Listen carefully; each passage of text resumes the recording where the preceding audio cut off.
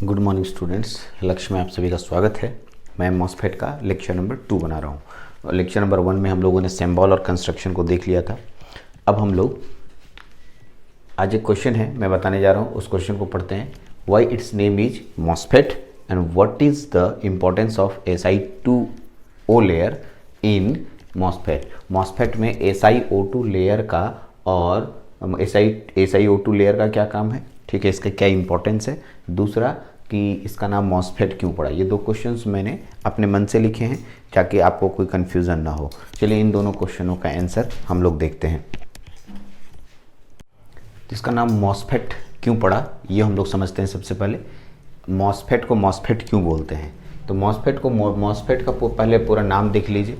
Why it's name is MOSFET. MOSFET को MOSFET क्यों बोले, ऐसे मैंने समझा दिया है थोड़ी देर पहले, लेकिन अभी आपको मॉसफेट को मॉसफेट क्यों बोलते हैं इसके लिए पहले 5 शब्दों को, 5 इसके जो 6 अल्फ़ाबेट्स हैं, पहले इसको समझ लीजिए। M फॉर मेटल होता है, O फॉर ऑक्साइड होता है, S फॉर सेमीकंडक्टर होता है, F फॉर फील्ड होता है, E फॉर इफेक्ट होता है, T फॉर ट्रांजिस्टर होता है। अगर इन 6 शब्दों को मिलाइएगा तो मॉसफेट आएगा।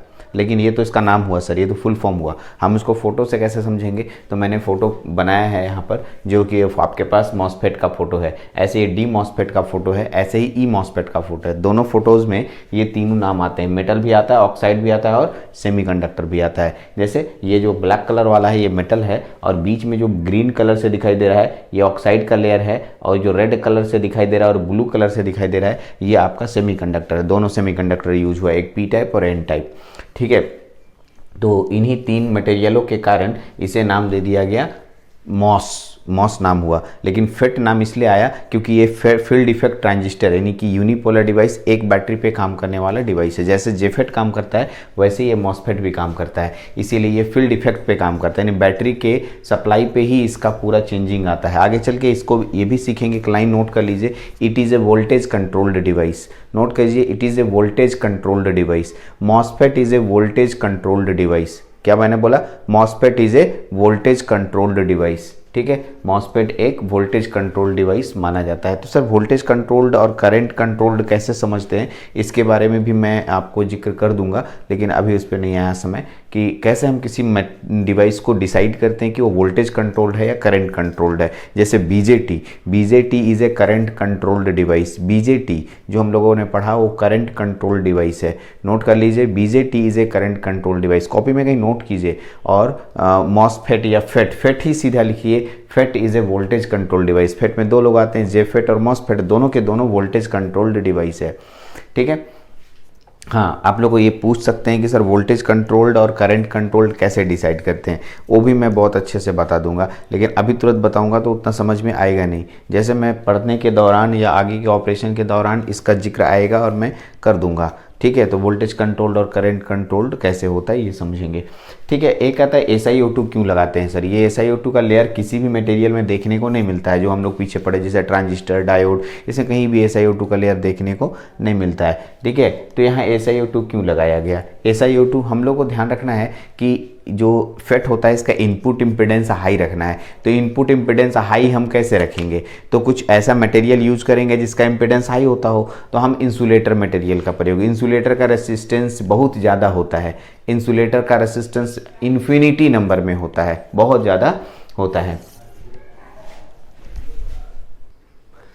जो मॉसफेट होता है इसमें इसका जो इनपुट इम्पीडेंस होता है बहुत ज़्यादा होता है। अगर मैं ये लेयर लगा दूं तो ये इंसुलेटर की तरह बिहेव करता है, ठीक है। एक डाइलेक्ट्रिक मटेरियल है, डाइलेक्ट्रिक, अब नया वर्ड आया डाइलेक्ट्रिक। तो धीरे धीरे वर्ड्स को आपको कलेक्ट करना है, बहुत सारे टेक्निकल वर्ड्स आएंगे और उनका धीरे धीरे आपके दिमाग में और ज़्यादा आएगा। बहुत सारे लोग डाइलेक्ट्रिक के बारे में जानते हैं, ठीक है। माइका भी डाइलेक्ट्रिक होता है, डाइलेक्ट्रिक मटेरियल बहुत जगह यूज हुआ होगा, मैग्नेटिक मटेरियल पढ़ते हैं वहाँ भी डाइलेक्ट्रिक यूज होता है। तो खैर डाइलेक्ट्रिक को मेरे को नहीं समझाना है अभी, डाइलेक्ट्रिक धीरे धीरे आएगा। अगर ये जूनियर क्लासेस देख रहे हैं इसको तो वो भी डाइलेक्ट्रिक नहीं समझे होंगे, तो घबराने की बात नहीं है। डाइलेक्ट्रिक एक प्रकार का मटेरियल है, ठीक है, जो इलेक्ट्रिसिटी को पास करने में कोई मैंने प्रॉब्लम नहीं करता है, दोनों को पास करने में, अलाउ करने में मदद करता है। ठीक है, तो एक इंसुलेटर है, करंट वो खुद नहीं फ्लो कराता है अपने बॉडी में, लेकिन वो मदद करता है पास करने में, इलेक्ट्रिसिटी को पास करने में। तो इस तरीके से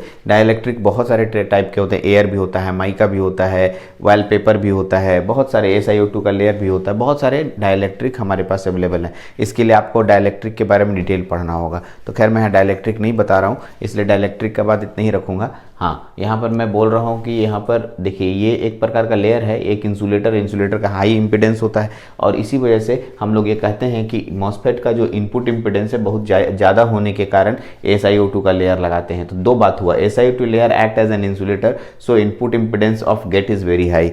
बहुत इंपॉर्टेंट है ये गेट, इनपुट इम्पिडेंस गेट का, ठीक है, यानी कि मॉसफेट का, गेट की जगह मॉसफेट भी लिख सकते हैं कि मॉसफेट का इनपुट इम्पिडेंस बहुत ज़्यादा होता है। गेट से ही इनपुट दिया जाता है, गेट से ही इनपुट दिया जाता है, गेट सोर्स इनपुट होता है, ड्रेन और सोर्स आउटपुट होता है। फिर से सुनिए, गेट और सोर्स इनपुट होता है, ड्रेन और सोर्स आउटपुट होता है। तो ये कैसे पता चलेगा? बैटरी नहीं लगाने सिखाएं, बैटरी लगाने सिखाएंगे तो आपको इनपुट और आउटपुट क्लियर हो जाएगा। कहीं ना कहीं से तो इनपुट हम देंगे और कहीं ना कहीं से तो आउटपुट लेंगे, तो वो इनपुट हम आउटपुट अभी सिखाने वाले हैं बैटरी लगाकर।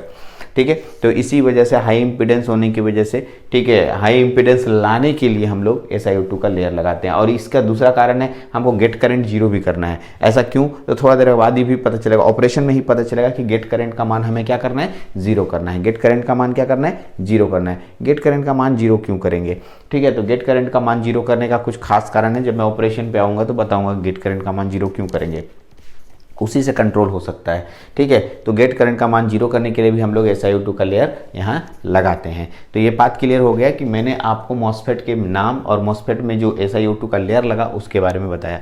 हाँ, अब सस्पेंस ये है कि सर ये ऑपरेट कैसे करता है, एक एक करके ऑपरेशंस बताइए और समझाइए। ठीक है, लेकिन ऑपरेशन बताने से पहले मैं कुछ बातों को आपके सामने रख दूँ। ठीक है, कुछ लोगों का फ़ोन आएगा ही मेरे को, और उम्मीद है आना चाहिए, क्योंकि बहुत सारी किताबें बाज़ार में अवेलेबल हैं। कोई लाल रंग का किताब होता है, कोई पीला रंग का, कोई कुछ राइटर का, कोई कुछ राइटर का। ठीक है, मेरे किताब में इस तरीके से फ़ोटो है, मैंने वर्टिकल फ़ोटो बनाया है। इसी फोटोज़ को बहुत सारे लोग हॉरिजॉन्टल बना देते हैं, मतलब इसको ऐसे घुमा देते हैं, ये नीचे वाले पोर्शन और ये वाला पोर्शन ऊपर रहता है ऐसे, तो ऐसे भी बुक्स में रहता है। तो देखिए, अलग अलग लोग फ़ोटो बनाते हैं, अलग अलग किताबों में थोड़ा सा माइनर डिफरेंस मिलता है, बट सबका वर्किंग प्रिंसिपल एक ही होता है और सभी एक ही जैसा बनाते हैं। मैंने गेट बहुत छोटा लिया, उसमें गेट इतना लंबा चौड़ा लेगा, तो डिपेंड करता है वो कितना बड़ा इंसुलेटिंग मटेरियल ले रहा है, वो उससे कोई फ़र्क नहीं पड़ने वाला, सभी का ऑपरेशन एक ही जैसा होता है। हाँ, कुछ कंसेप्ट जैसे मैंने बोला इसमें चैनल होता है, मॉसफेट में चैनल नहीं होता, इन सब कंसेप्ट्स को देखिएगा, सब में एकदम सेम मिलेगा। ठीक है, इसलिए अगर आप किताब खोलते हैं और मॉसफेट मिलता है तो घबराएं नहीं। ठीक है, तो चलिए हम लोग अब यहाँ तो इसको नोट कीजिए। नोट करने के बाद हम लोग डिप्लीशन टाइप मॉसफेट के ऑपरेशन पे आते हैं। अब यहाँ से मेरा ऑपरेशन शुरू हो जाएगा। तो आइए डिप्लीशन टाइप मॉसफेट को डिटेल समझते हैं। अब मेरे पास इधर लिखा है डिप्लीशन टाइप मॉसफेट, फोटो ही बना हुआ है। ठीक है, फिर से फ़ोटो बनाइएगा आप। अभी जो फ़ोटो बनाए थे वो तो सिंबल के लिए बनाए थे, 2-3 बार फ़ोटो बनाइएगा तो बनाते बनाते याद भी हो जाएगा, इसलिए मैं 2-3 बार बनाने के लिए बोल रहा हूँ। तो मैंने फ़ोटो बना के इधर लिखा है इसके डिस्क्रिप्शन, या तो फ़ोटो बना करके नीचे इसको लिखिए, या इसको लिख करके नीचे में फ़ोटो बनाइए, एज यू विश। तो आप अपने से पढ़ लीजिएगा। अगर इसको लिखने के बाद फ़ोटो बनाते हैं तो गिवन बिलो लिखिएगा, फिगर गिवन बिलो लिखा होगा। और अगर आप उसको बनाते हैं उसके बाद इसको लिखते हैं तो जहाँ जहाँ फिगर लिखा है गिवन एबव, बिलो की जगह एबव कर लीजिएगा। खुद से सेंटेंस चेंज कर लीजिएगा, वो मैं मान के चलता हूँ कि पहले मैं इसको लिखा हूँ फिर ये बनाया। तो आप देख लीजिए क्या कहता है, द कंस्ट्रक्शन। देखिए यहाँ पर लाइट आ रहा होगा, ये कंस्ट्रक्शन लिखा हुआ है, ध्यान देंगे, कंस्ट्रक्शन वर्ड है। ठीक है, यहाँ जो लाइट आ रहा है इस पर जनरली लाइट पड़ जा रहा है, ये कंस्ट्रक्शन शब्द है। The construction of N channel D MOSFET is given below. ये एन चैनल डी मॉसफेट का एक कंस्ट्रक्शन है जो कि मैंने यहाँ पर बनाया है, नीचे बनाना है इसको। ठीक है, a P type of semiconductor material is used as a substrate. देखिए यहाँ पर ये जो बड़ा सा पी टाइप मटेरियल होता है, ये जो ब्लू कलर से है, यही सबस्ट्रेट इसी से निकाला जाता है। ठीक है। Usually the substrate is internally connected to the source terminal. मैंने आपको बताया भी था कि ये सबस्ट्रेट होता है ये अंदरूनी भाग से ये सोर्स से कनेक्टेड होता है। ये देखिए, इसको हम लोग ड्रेन मानेंगे, इसको हम लोग गेट मानेंगे और इसको हम लोग सोर्स मानेंगे। तो ये सबस्ट्रेट सोर्स के साथ कनेक्टेड इंटरनली होगा। थोड़ी देर में मैं आपको बताऊंगा कि इंटरनली कनेक्टेड कैसे किया जाता है, जो कि मैं अभी जस्ट थोड़ी देर में ऑपरेशन शुरू करूँगा तो इसका इंटरनल कनेक्शन भी दिखाऊँगा।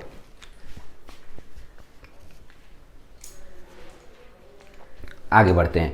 The drain and the source terminal are connected to the N type region. Drain and, देखिए ड्रेन और सोर्स टर्मिनल जो है एन टाइप रीजन से कनेक्टेड है। ये देखिए, और किसके द्वारा, ये मेटालिक कॉन्टैक्ट से कनेक्टेड है, थ्रू दी मेटालिक कॉन्टैक्ट। अच्छे से पढ़िए, लाइन बाय लाइन समझ में आ जाएगा। The drain and source terminal are connected to the N type region through the metallic contact. ये मेटालिक कॉन्टैक्ट से इसके साथ कनेक्टेड है।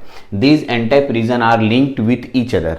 ठीक है, ये जो मेटालिक कॉन्टैक्ट है देखोगा तो दीज एन टाइप रीजन, अंदर वाला जो रीजन है ये एक दूसरे से लिंक रहते हैं। लिंक मतलब जुड़े हुए रहते हैं, मतलब चैनल बना हुआ है। ठीक है, इसी को कहते हैं चैनल प्रेजेंट। ठीक है, these N type region are linked with each other by N channel zone in the figure. Figure में एन चैनल के द्वारा ये जुड़े रहते हैं। ठीक है, इसीलिए इसका नाम एन चैनल डी मॉसफेट पड़ता है। आगे बढ़ते हैं। The gate terminal is insulated from the N channel. देखिए यहाँ ये गेट जो है इंसुलेटेड होता है चैनल से। चैनल से गेट का कनेक्शन इस SiO2 के द्वारा है, और SiO2 को हम लोग इंसुलेटर नाम देते हैं, इसलिए गेट जो है इंसुलेटेड रहता है, इसी को इंसुलेटेड कहते हैं। ये जो मेटालिक कॉन्टैक्ट है अंदर तक नहीं है, यानी ये मेटालिक कॉन्टैक्ट इस चैनल से डायरेक्टली कनेक्टेड नहीं है, इसलिए इंसुलेटेड गेट बोलते हैं। From the N channel by thin silicon dioxide layer. Silicon dioxide layer से कनेक्टेड बीच में रहता है, इसकी वजह से इंसुलेटेड गेट बोला जाता है। यहाँ तक तो समझ गए होंगे आप अच्छे से इसको। ठीक है, इसको नोट कीजिए। अब मैं इसके ऑपरेशन पे बात करता हूँ, इसका ऑपरेशन कैसे करेंगे। चलिए इसके ऑपरेशन को समझते हैं। मेन ऑपरेशन ही है, बाकी तो मैंने अच्छे से समझा दिया है, लिखा भी दिया है, अच्छे से समझ भी रहे होंगे आप। तो अब इसके ऑपरेशन पे बात करते हैं। चलिए हेडिंग डालिए ऑपरेशन। देखिए इसके ऑपरेशन को समझते हैं। ऑपरेशन के लिए मैंने केस फर्स्ट लिखा है, पहला केस। दो केस बनेंगे, ऐसे 3 केस में भी इसको बना सकते हैं, लेकिन पहला केस में मैं क्या कर रहा हूँ, ध्यान से देखेंगे इसको। ये वाला जो सर्किट है इसको, कि हर केस में एक सर्किट डायग्राम बनाना होगा आपको। मैं बार बार बोल रहा हूँ, सर्किट डायग्राम यानी ये फ़ोटोज़ को इतनी बार बनाइए कि बनाते बनाते याद हो जाए। तो मैं इस केस के लिए अलग फ़ोटो, फिर अलग केस के लिए अलग फ़ोटो, हर केस में आपको फ़ोटो बनाने बोलूँगा, इसलिए प्लीज़ कंसंट्रेशन से आप बनाएंगे और अच्छे से बनाएंगे। ठीक है, जैसे मैं बना रहा हूँ। तो देखिए केस नंबर 1 में सबसे पहले बोलता है, केस नंबर 1 बोलता है कि सबसे पहले VDS टेकन, VDS बराबर V वोल्ट लेना है और VGS बराबर 0 वोल्ट लेना है। ये केस पहला केस है जिसको क्या आपको लेना है। क्या क्या लिया, VDS बराबर V वोल्ट। तो आप देख लीजिए, सबसे पहले VDS को समझिए। ये हो गया ड्रेन मान लेते हैं इसको, और इसको क्या मान लेते हैं, सोर्स। तो ड्रेन और सोर्स के बीच में एक बैटरी लगेगा, यहाँ एक बैटरी लगा सकते हैं आप। अब ये बैटरी आपकी मर्जी के अनुसार लगता है, ठीक है, क्योंकि इसको ड्रेन बनाए हैं तो इसका मतलब है ड्रेन क्या करता है, इलेक्ट्रॉन को बाहर निकालता है। और सोर्स से इलेक्ट्रॉन ऐसे अंदर जाते हुए ऐसे जाता है, नहीं इलेक्ट्रॉन इधर से बाहर निकलेगा। कब निकलेगा, इलेक्ट्रॉन ऊपर प्लस दीजिएगा और नीचे माइनस दीजिएगा। इसको उलट भी सकते हैं, जैसा कि अगर आप मेरे से फेट पढ़े हैं और अगर आप फेट का कंसेप्ट जानते हैं, एकदम सेम टू सेम ऐसा ही बैटरी लगाने के लिए बोले थे। वहाँ पर ये नहीं बोले थे कि ऊपर प्लस नीचे माइनस, नीचे प्लस ऊपर माइनस भी हो सकता है। वो डिपेंड करता है कि आप सोर्स और ड्रेन किसको नाम लिए हैं। तो मैंने ऊपर में ड्रेन लिया है, नीचे सोर्स लिया है, इसका मतलब माइनस के कारण यहाँ से इलेक्ट्रॉन दौड़ना शुरू करेगा। अब मैं इस चैनल को मिटा रहा हूँ, इस चैनल शब्द यहाँ से हटा रहा हूँ, क्योंकि मेरे को दिखाना है कि इलेक्ट्रॉन कैसे दौड़ता है। ठीक है, यानी यहाँ पर से मैं इलेक्ट्रॉन को दौड़ते हुए दिखाऊंगा, इसीलिए आपको मैं इन सब को मिटा रहा हूँ ताकि हचपच ना हो, बढ़िया से नज़र आ जाए आपको। क्या होगा कि यहाँ जो इलेक्ट्रॉन मौजूद होता है, ढेर सारा इलेक्ट्रॉन है, ये वाला, ये इलेक्ट्रॉन ऊपर की ओर जा रहा है, ये इलेक्ट्रॉन ऊपर की ओर जाएगा, ये इलेक्ट्रॉन इधर की ओर निकलेगा ऐसे। तो इस तरह से इलेक्ट्रॉन का यहाँ से निकलना स्टार्ट हो जाएगा। ठीक है, आइए इस बैटरी का नाम कहलाता है VDS। क्या कहलाता है? VDS। तो मैंने क्या लिखा? VDS बराबर V वोल्ट। जितना मन है, जितनी ज़रूरत है उतना ले सकते हैं। V का मतलब 1 वोल्ट, 2 वोल्ट, 3 वोल्ट, 4 वोल्ट, ये आपकी मर्जी के अनुसार है। आप लैब में रहेंगे, एक्सपेरिमेंट के अनुसार उस समय लेंगे। दूसरा बैटरी बोलता है VGS बराबर 0। जब भी कोई वोल्टेज को 0 करना होता है हम लोग उसको शॉर्ट कर देते हैं। तो यहाँ से मैं इसको ऐसे करके जोड़ दूंगा और ऐसे दिखा दूंगा और लिख दूंगा VGS बराबर 0। अगर मैं किसी चीज़ को शॉर्ट कर देता हूँ तो वहाँ पर वोल्टेज 0 हो जाता है, इसलिए मैंने इसको शॉर्ट कर दिया। यानी यहाँ पर VGS, गेट और सोर्स के बीच में कोई बैटरी नहीं लगाना है। गेट और सोर्स के बीच में कोई बैटरी नहीं लगाएंगे। हाँ सर, सबस्ट्रेट को ऐसे ही छोड़ दें, तो नहीं सर, आप ऐसे मत छोड़िए। मैंने आपको क्या बोला था? सबस्ट्रेट का कनेक्शन सोर्स के साथ होता है। आप सोर्स के साथ जोड़ दीजिए, किसी बैटरी के साथ नहीं जोड़ते हैं। सबस्ट्रेट का काम सिर्फ यहाँ पर इस मटेरियल के चार्ज कैरियरों को एक्टिव मोड में लाना होता है, बस इसलिए सबस्ट्रेट को सोर्स के साथ कनेक्ट कर देना है। सबस्ट्रेट को किसके साथ कनेक्ट करना है? सोर्स के साथ। ये सबस्ट्रेट इस तरह के मटेरियल के अंदर के चार्ज कैरियर को एक्टिव मोड में रखता है। सर ये एक्टिव क्या होता है? समझाइए। उनको जिंदा रखता है, मतलब उनके चार्ज कैरियर, देखिएगा थोड़ी देर में डिप्लीशन प्रोसेस होगा, जो कि इसलिए इसका नाम डिप्लीशन टाइप मॉसफेट पड़ा है, तो भी मैं बताऊंगा। चलिए, मैं पहला केस बन चुका है, यही पहला केस का फोटो है। इस पहले केस के पूरे डिस्क्रिप्शन को समझते हैं। To understand the operation of N channel D MOSFET we take positive VDS supply. इसको पॉजिटिव बोलते हैं। पॉजिटिव का मतलब बैटरी इधर लगाओ उधर लगाओ कोई फर्क नहीं पड़ता, कैसे भी बैटरी लगाओ उसको पॉजिटिव बोलते हैं। और VGS का मान कितना लेना है? 0। तो VGS का मान मैंने 0 लिया है। Due to positive voltage applied to the drain में, देखिए ड्रेन में पॉजिटिव वोल्टेज अप्लाई करने के कारण ये इलेक्ट्रॉन को अपनी ओर खींचता है। Drain free electron from the channel are attracted माने खींचा जाना, टू दी ड्रेन की तरफ, चैनल में जो उपस्थित इलेक्ट्रॉन है ड्रेन की तरफ अपनी ओर खींचा जाएगा। And drain current start flowing it, और इसके अंदर एक ड्रेन करंट का प्रवाह स्टार्ट हो जाएगा। इसके अंदर कौन सा करंट आएगा? Drain current ID। और यही ड्रेन करंट यहाँ से बन के निकलेगा, यहाँ से ऐसे जाएगा और इधर से ऐसे निकलेगा। इस करंट का नाम होगा IS, सोर्स करंट। ठीक है, तो आप देख रहे होंगे ड्रेन करंट और सोर्स करंट इसमें बराबर है, फ्लो कर रहा है। जितना ड्रेन करंट होगा उतना ही सोर्स करंट भी होगा, और इस तरीके से फ्लो कर रहा है। इसमें एक तरह के चार्ज कैरियर, सिर्फ इलेक्ट्रॉन का प्रवाह हो रहा है, इस होल का कोई काम नहीं अभी दिख रहा है, इसलिए हम लोग इसको यूनिपोलर डिवाइस बोलते हैं। क्या बोलते हैं? Unipolar device. मैंने बोला भी था यूनिपोलर नाम क्यों पड़ता है, एक ही तरह के चार्ज कैरियर की भागीदारी होती है। तो ये पहला केस है। ठीक है, अब आइए इसमें एक और लास्ट बात।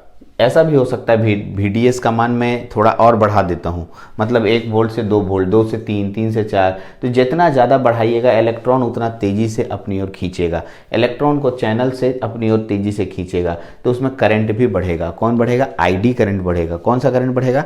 ID current. कौन करंट बढ़ रहा है? ID current. किसके द्वारा बढ़ रहा है? पॉजिटिव VDS के द्वारा। यहाँ से इलेक्ट्रॉन को तेज़ी से खींच रहा है, जिसके कारण ID करंट बढ़ रहा है। ऐसा होगा ना कि आप सर बैटरी बढ़ा रहे, करंट भी बढ़ रहा है, एक समय के बाद बैटरी बढ़ाते रह गए लेकिन करंट बोल रहा है इससे ज़्यादा हम आगे करंट नहीं बढ़ा सकते हैं, ये मेरा सैचुरेट लेवल है। ठीक है, उसके बाद हम करंट नहीं फ्लो करा सकते हैं। ठीक है, तो वही उस डिवाइस में इलेक्ट्रॉन का मैक्सिमम वेलोसिटी होगा और उससे करंट निकलेगा। उस करंट का नाम देंगे IDSS। क्या नाम देंगे? IDSS। नाम क्या होता है?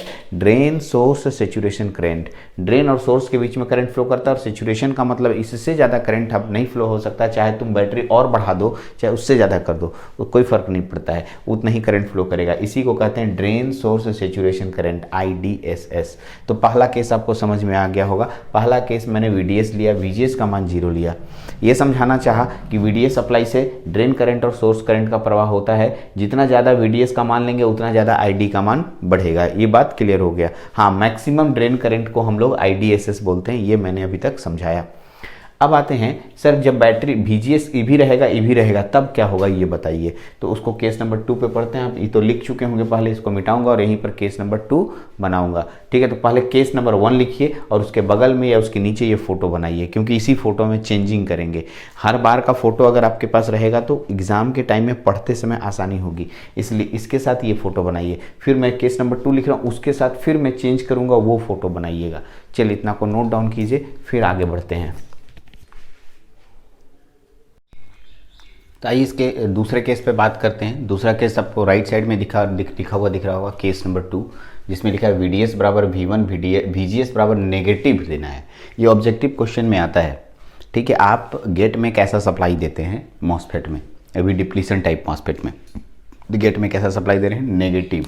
तो नेगेटिव देखिए मैं बना रहा हूँ, VGS का मान 0 हटाइए, इसको हटा रहा हूँ, नेगेटिव सप्लाई, यानी ये गेट टर्मिनल है, गेट में नेगेटिव देना है यानी माइनस और इधर नीचे प्लस। इस बैटरी का नाम होगा VGS, ये VGS कहलाएगा, गेट नेगेटिव हो गया।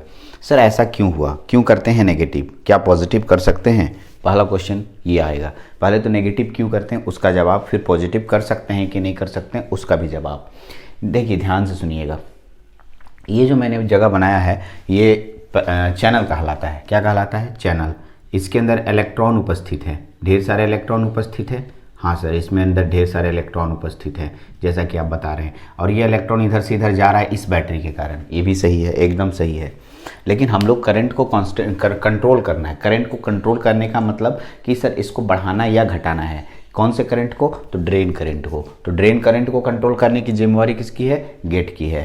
तो गेट जो है ड्रेन करंट को कंट्रोल करने के लिए यहाँ पर आता है। तो सर गेट को कैसे कंट्रोल करेगा? ना तो इसका इसके साथ कनेक्शन है, तो ये अपना प्रभाव छोड़ता है। ये नेगेटिव ये मेटालिक कॉन्टैक्ट को देता है और ये डाइलेक्ट्रिक से होते हुए इसके पास पहुँचता है।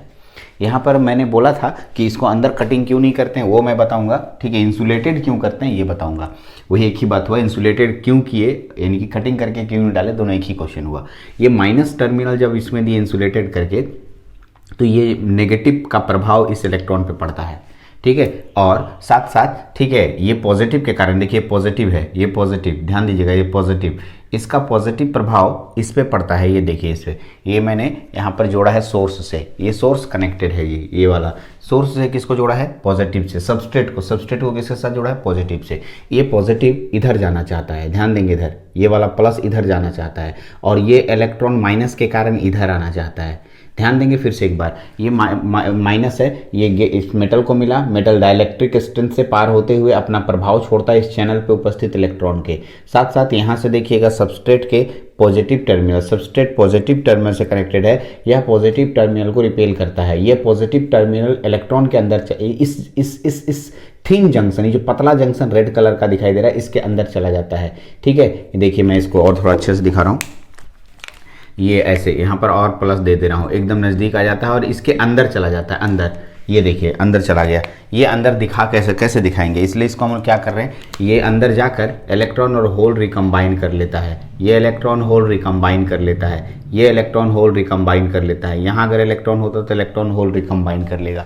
तो ये अंदर जाके कहाँ रिकम्बिनेशन होता है? तो चैनल के अंदर होता है, बाहर ऐसे नहीं होता है। ये प्लस अंदर छलांग मारेगा, छलांग मारने के बाद इलेक्ट्रॉन और होल छलांग मतलब उड़ के छलांग नहीं मारेगा सर, वो पतला सा डिप्लीशन लेयर होता है उसके बाद पार होता है। ये इसके प्रभाव के कारण, ये पॉजिटिव प्रभाव और नेगेटिव प्रभाव, इलेक्ट्रॉन उधर जा रहा है और होल इधर आ रहा है, तो चैनल के अंदर होल आता है, इलेक्ट्रॉन और होल रिकम्बाइन होते हैं।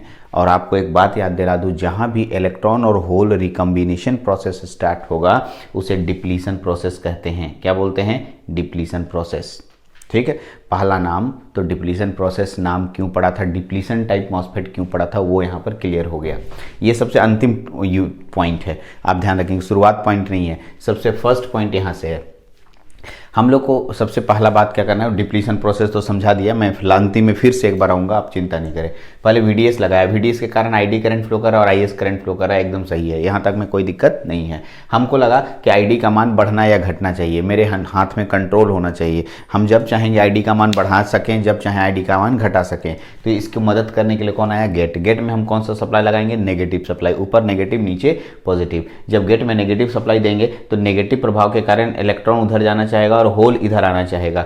होल अंदर आ जाता है जंक्शन के पास और इलेक्ट्रॉन और होल रिकम्बाइन कर लेते हैं। जैसे ही अंदर आता है इलेक्ट्रॉन होल रिकम्बाइन हो जाते हैं। इलेक्ट्रॉन होल रिकम्बिनेशन होगा तो इलेक्ट्रॉन स्थिर हो जाएगा, मतलब होल क्या है? एक प्रकार का वैकेंसी है। आपको याद कीजिए सेमीकंडक्टर में पढ़ा था, होल क्या है? एक प्रकार का वैकेंसी है। वैकेंसी में इलेक्ट्रॉन को जगह मिलता है तो इलेक्ट्रॉन बैठ के स्टेबल हो जाता है। इसका मतलब इसमें इस चैनल में इलेक्ट्रॉन, फ्री इलेक्ट्रॉन की संख्या घटना शुरू हो जाएगी। सही है। मान लिया हम लोग 10 लोग थे, हमको कुर्सी मिल गई, मैं बैठ गया, तो भाई तुम्हारे खड़े हुए लोगों में यानी फ्री लोगों में से मैं एक कम हो गया। वैसे 2 कुर्सी और लगा दिए तो 2 लोग और बैठ गए, तो जितने फ्री लोग थे उसमें से 2 और कम हो गए। इस तरह से जितने रिकम्बिनेशन प्रोसेस होंगे उतना ज़्यादा फ्री इलेक्ट्रॉन्स कम होने लगेगा इसके अंदर, और धारा का मान भी कम होगा। इलेक्ट्रॉन की मात्रा कम होगी तो धारा का मात्रा भी कम होगा। यही बात को ढंग से मैंने अपने लैंग्वेज में लिखा है। Due to negative voltage applied between gate and cathode, gate और कैथोड के बीच में, देखिए गेट और कैथोड, सॉरी गलती लिखा गया, गेट और cathode,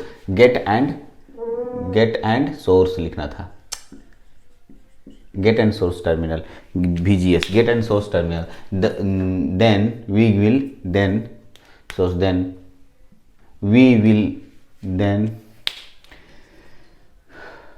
terminal, then we get will tend to repel the, then यहाँ थोड़ा सा लाइन थोड़ा सा लगता है गड़बड़ा गया है, मैं इसको सुधार देता हूँ। नहीं ठीक ही है, यहाँ पर n नहीं होगा क्योंकि सोर्स टर्मिनल के बाद कॉमा है, कॉमा के बाद रुकिएगा। Gate and source terminal, the gate will tend to repel, GET gate होगा, GATE gate, the gate will tend to repel, इसीलिए गलती हो रहा था।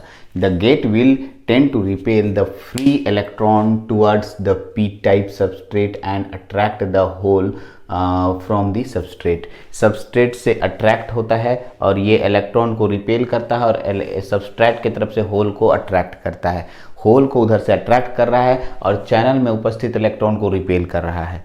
ठीक है, दोनों बात हो रहा है। कौन ऐसा कर रहा है? गेट ऐसा कर रहा है। चलिए ठीक है, these electron and hole will recombine inside the channel, यही बात है, रिकम्बाइन इनसाइड द चैनल के अंदर रिकम्बिनेशन हो जाते हैं, क्योंकि उधर से जो होल आता है वो चैनल के अंदर घुस जाता है। चैनल के अंदर घुसने से इलेक्ट्रॉन और होल रिकम्बाइन हो जाएंगे। कोई भी चैनल में फ्री इलेक्ट्रॉन दौड़ रहा है, अगर उसमें कोई होल आ गया, सोचिए कोई होल आ गया तो रिकम्बिनेशन प्रोसेस तो होगा ही।